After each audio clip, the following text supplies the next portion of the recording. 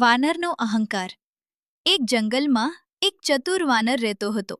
તેને પોતાની તાકાત પર ખૂબ ગર્વ હતો.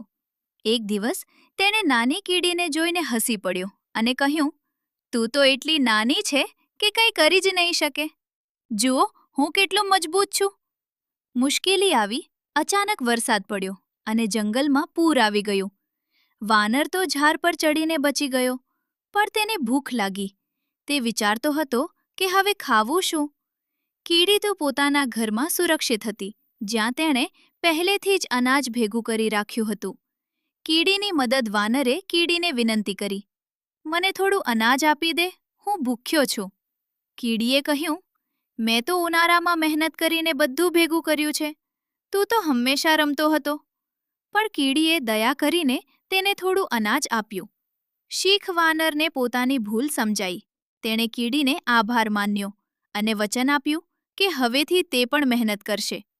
સમયસર મહેનત કરવી જોઈએ. અહંકાર અને આળસ તારી મુશ્કેલી વધારે છે.